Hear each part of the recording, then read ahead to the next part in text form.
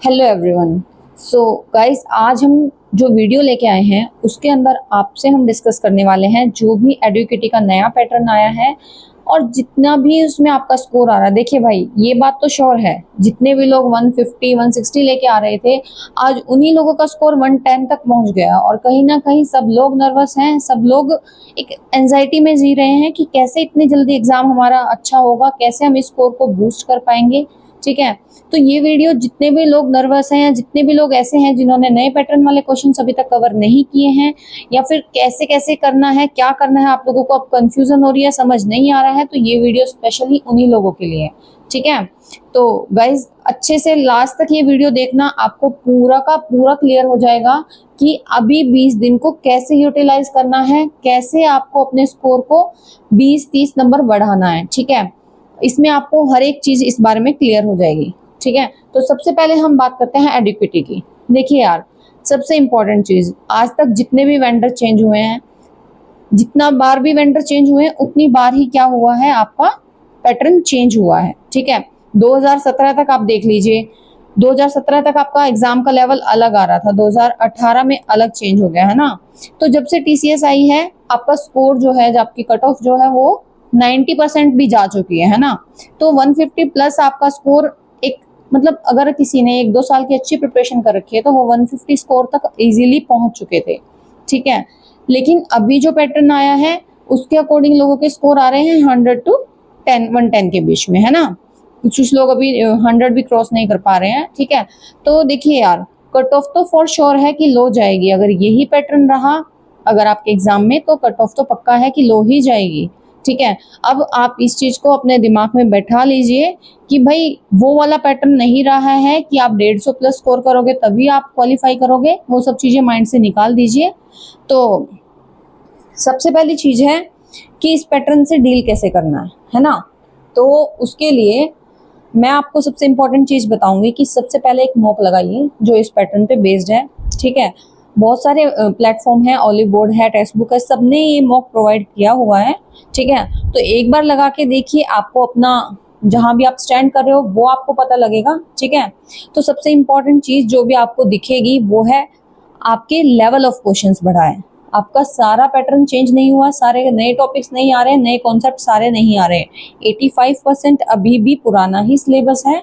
ठीक है, और बाकी जो है कि आप कह सकते हो कि अभी तक 85% में जो है ना वो ऐसा है कि जो प्रीवियस ईयर पेपर में डिफिकल्ट साइड में शिफ्ट आ रही थी उनके क्वेश्चंस उसमें डाले हुए हैं। ठीक है, तो देखिए, मोक लगाने के लिए सबसे पहले हम डिस्कस करते हैं।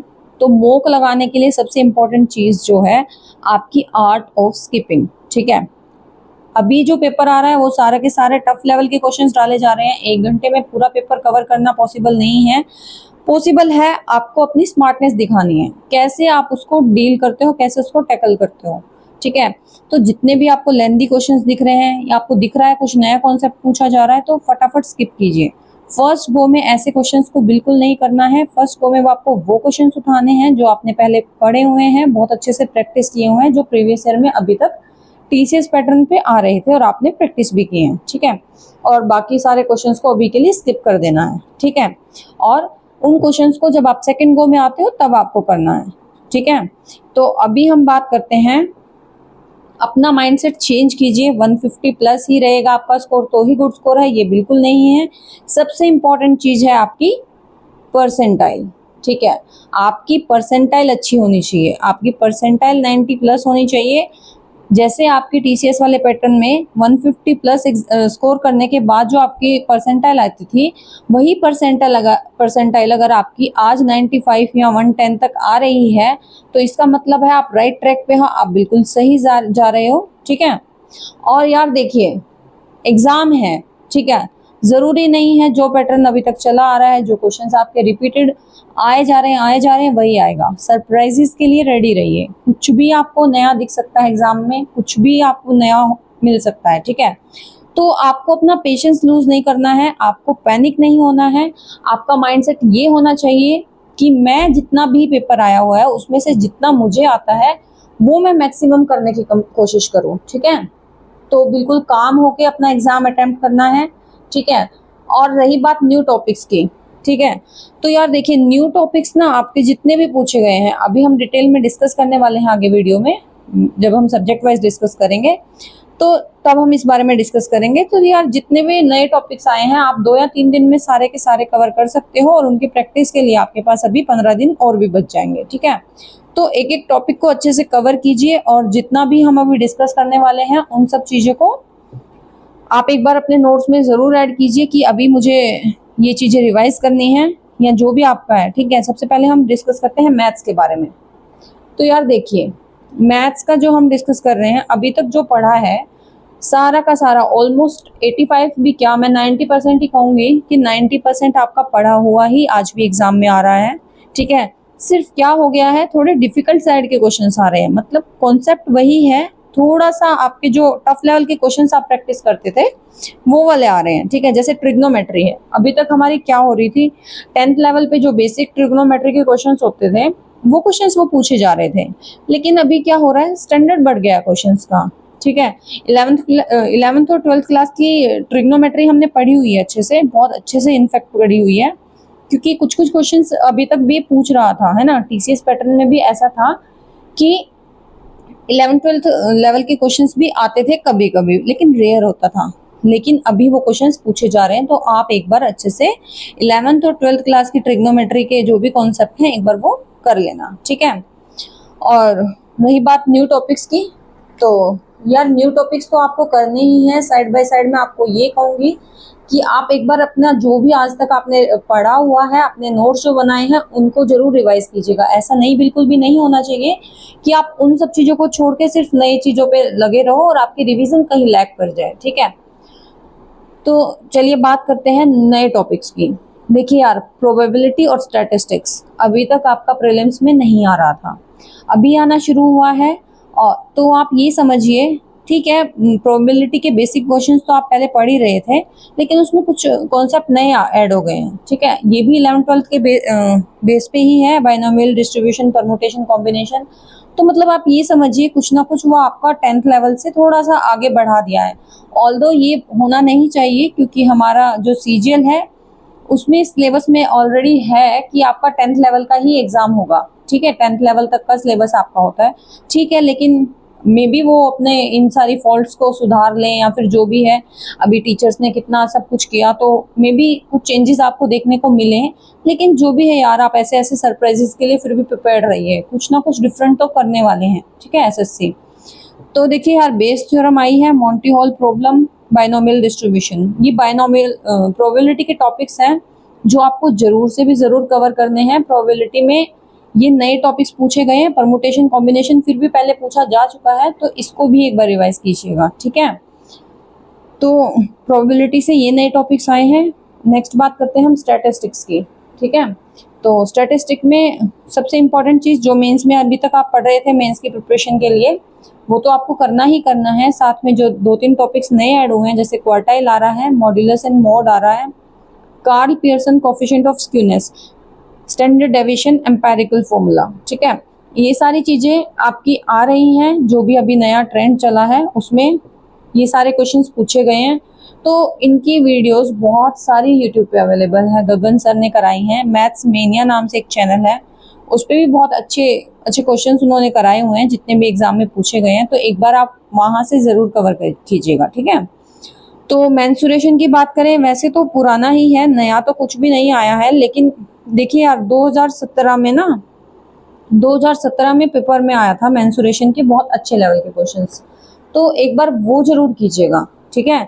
2017 का मेंस, ठीक है, मेंस में बहुत अच्छे लेवल के क्वेश्चंस आए थे, तो एक बार वहाँ से ज़रूर रिवाइज कीजिएगा। और प्रिज्म और पिरामिड के क्वेश्चंस पूछे हुए हैं जिसका वीडियो शायद गगन सर ने अवेलेबल भी कराया हुआ है, ठीक है, यूट्यूब पे उनकी वीडियो भी आ गई है कि भाई प्रिज्म जो भी नया अभी पूछा गया, नया तो नहीं है मतलब, हाँ, लेकिन उस लेवल के अभी पूछे जा रहे हैं तो उन्होंने वो कराया हुआ है, ठीक है। फिगर कटिंग के क्वेश्चंस आ रहे हैं कि भाई फिगर के अंदर फिगर, ये सब, तो एक बार आप ये चीज़ें ज़रूर रिवाइज करना, ठीक है। नेक्स्ट है कोऑर्डिनेट ज्योमेट्री, ये एक ऐसा टॉपिक है गाइस जिसको हम उतना सीरियस नहीं लेते थे, है ना।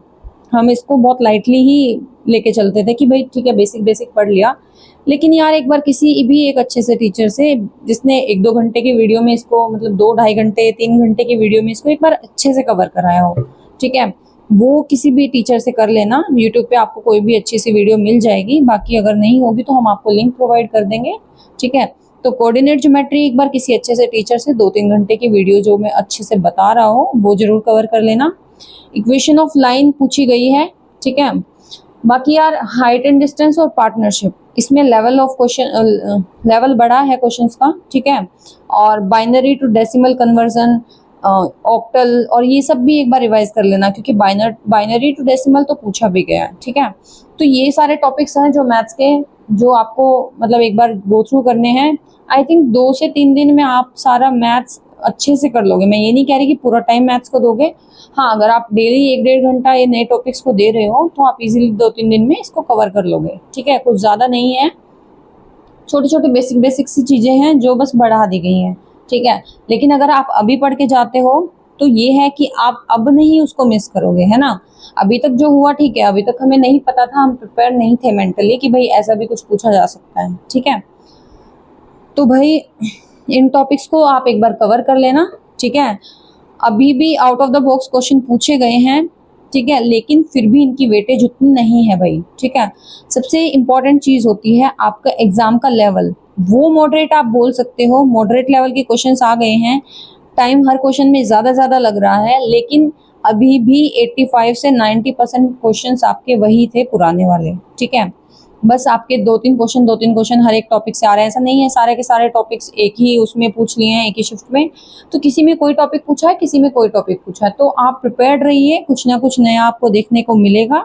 लेकिन जितना भी पुराना है उसको मैं बार बार बोल रही हूँ, उसको जरूर रिवाइज करते रहिए, ठीक है।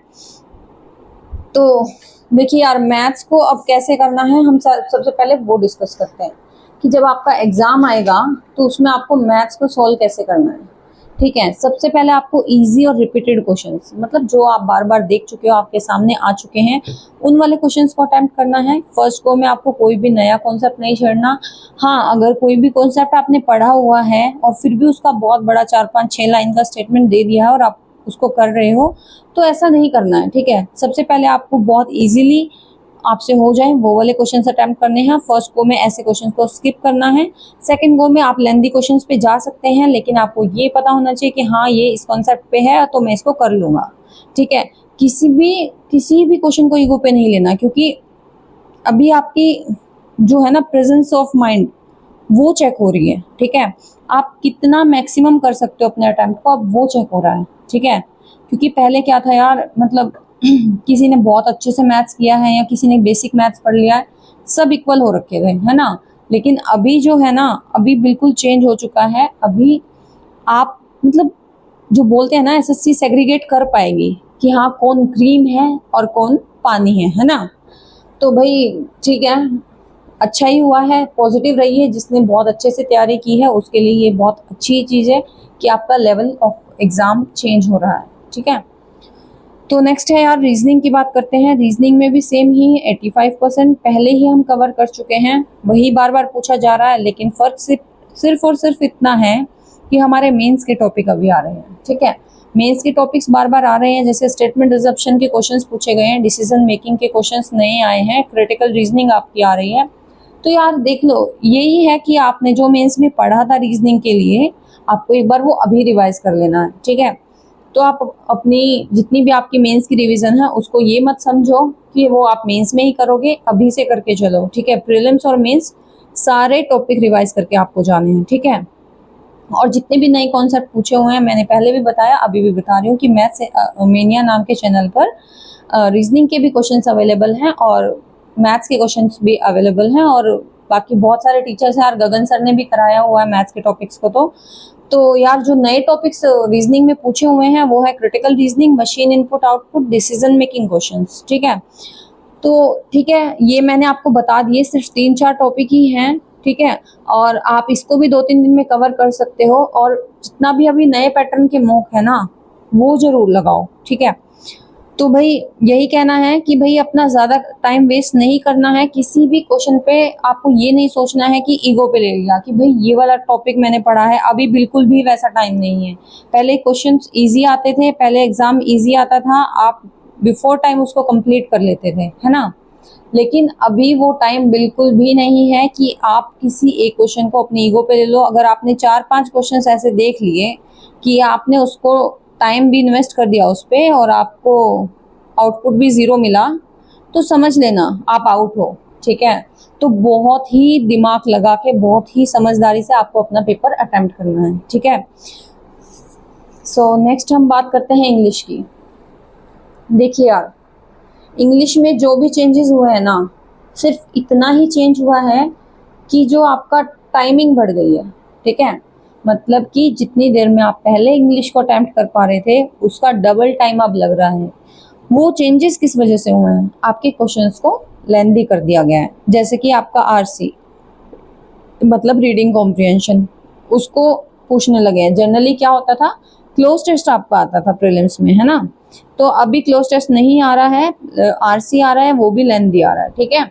और एक्टिव वॉइस पैसिव वॉइस पूछते थे, वो भी लेंदी कर दिया। नरेशन भी ऐसे ही, मतलब बहुत बड़ी बड़ी स्टेटमेंट्स आपको दे रहे हैं, ऑप्शंस भी बड़े बड़े होंगे, ऑब्वियस है।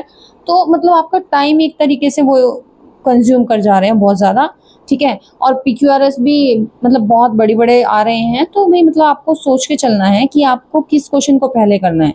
तो सबसे इम्पोर्टेंट चीज़ यही है कि भाई आपको जितने भी लेंथी क्वेश्चन दिख रहे हैं, वो उन क्वेश्चंस को फर्स्ट रो में स्किप करना है। एक्टिव वॉइस पैसिव वॉइस मैं नहीं बोलूँगी, नरेशन भी मैं नहीं बोलूँगी स्किप करो, लेकिन आरसी भी स्किप करना है, पीक्यूआरएस भी स्किप करना है, ठीक है। इन क्वेश्चंस को बहुत स्मार्टली टैकल करना है कि भाई अभी फर्स्ट गो में आप बिल्कुल इनको ना लें, ठीक है। सिर्फ आपके जो भी बेसिक क्वेश्चंस वोकैबुलरी पूछी है, एक्टिव पैसिव पूछा है, या फिर बेसिक ग्रामर के क्वेश्चंस पूछे हैं, तो वो सब आप कर सकते हैं, लेकिन इनको बिल्कुल लास्ट के लिए ही आप छोड़ सकते हो, ठीक है। पार्ट्स ऑफ स्पीच की आइडेंटिफिकेशन, है ना, कि क्या नाउन है क्या प्रोनाउन है, ये सब भी नए कॉन्सेप्ट आपके आ रहे हैं।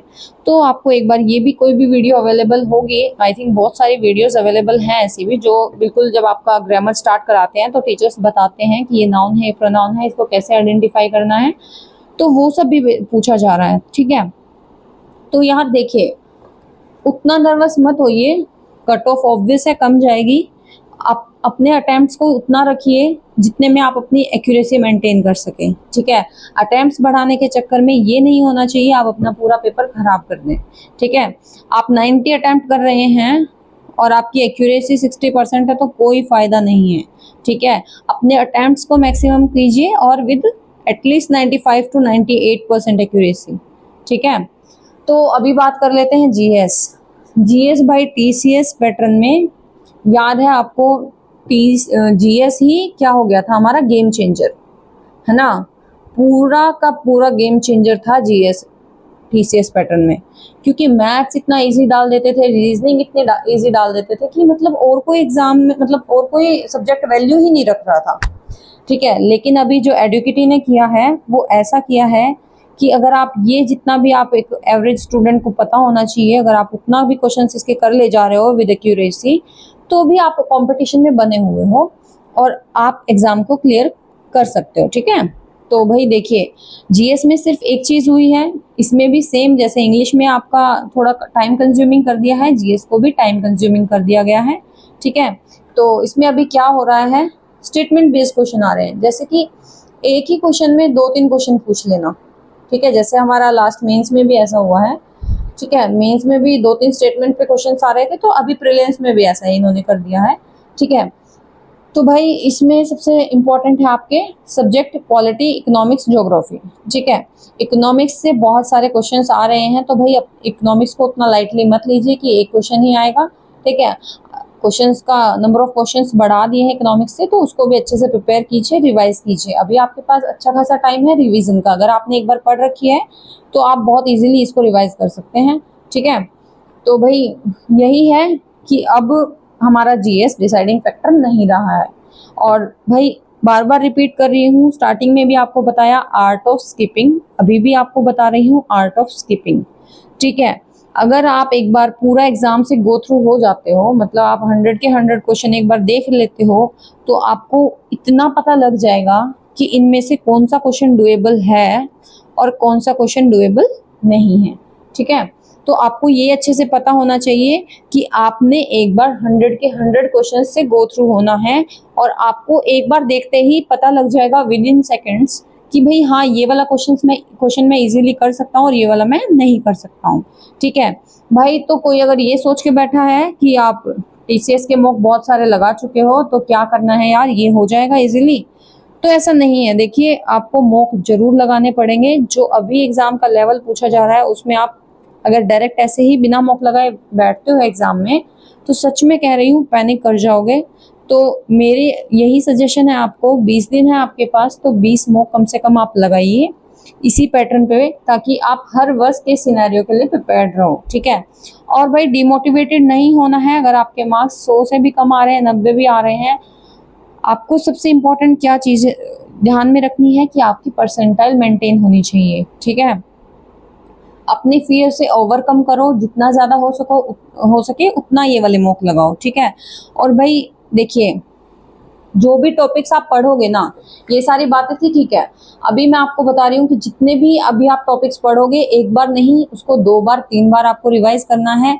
और जितना भी पुराना सिलेबस है, एक बार उसको भी बहुत अच्छे से रिवाइज कर लीजिए, तभी आप एग्जाम में उसको अटेम्प्ट कर पाओगे। क्योंकि जब से ये इस टाइप के क्वेश्चंस आए ना, मतलब क्या हो गया है ना, पूरा यूट्यूब भर गया है बस यही क्वेश्चंस के बारे में डिस्कस कर रहे हैं कि ये वाले क्वेश्चन कैसे सोल्व होंगे, ये वाले कैसे होंगे। लेकिन देखिए यार, लेकिन जब तक आप पुराना अपना रिवाइज नहीं करोगे ना, ये सब जीरो हो जाने वाला है। ठीक है, क्योंकि मैंने अभी आपको बताया 85 to 90% तक आपका पुराना ही पैटर्न आ रहा है, पुराने क्वेश्चंस ही आ रहे हैं। पुराने में भी जितने अच्छे लेवल के क्वेश्चंस थे वो रिवाइज कीजिए। ठीक है, तो यही आपका मेन है। अच्छे से मॉक लगाइए, जितना भी नया कॉन्सेप्ट आया उसको 1-2 बार कर लीजिए। और बाकी रही बात आपकी नए वाले क्वेश्चंस की, वो आप इजीली कर ले जाओगे। अगर इसमें से पूछे हुए हैं, आपके पास अभी इतना टाइम नहीं है कि आप कुछ भी और नया जाके पढ़ने लग जाओ, मतलब लगे आपको कि हाँ भाई बैंकिंग वाला क्वेश्चंस कर लेना चाहिए, मेरा ये हो जाएगा वो हो जाएगा, सब वेस्टेज है। 20 दिन में आप उतना सब कुछ नहीं कर पाओगे। तो जितना अभी तक पूछा गया है एसएससी में, सिर्फ वो कंप्लीट कीजिए और उसके साथ अपना पुराना सारा रिवाइज कीजिए, आपका बहुत अच्छे से अटेम्प्ट हो जाएगा। ठीक है, डिफिकल्ट लेवल के मॉक बनाए जा रहे हैं। ठीक है, बहुत सारे क्वेश्चंस इसी जो भी आपका नया आ रहा है उसी पे डाल दिए हैं मॉक वालों ने भी। लेकिन यार देखो, ऐसा नहीं है कि सारे के सारे क्वेश्चंस इसी पे बेस्ड आएंगे। आज भी उतना ही इंपॉर्टेंट रखते हैं आपकी प्रीवियस ईयर पेपर। ठीक है, तो वो भी इम्पोर्टेंट है, वो तो आपको रिवाइज करना ही करना है, साथ में इसके लिए भी थोड़ा टाइम इन्वेस्ट करना है, और आपका बहुत ईजिली हो जाएगा और आप इजीली आप स्कोर कर पाओगे बहुत अच्छा। ठीक है, तो भाई पढ़ते रहिए, और अगर कुछ भी आपको इससे रिलेटेड क्वेरी है तो आप हमें कमेंट सेक्शन में बता सकते हो। तो अभी के लिए bye bye, good night, take care.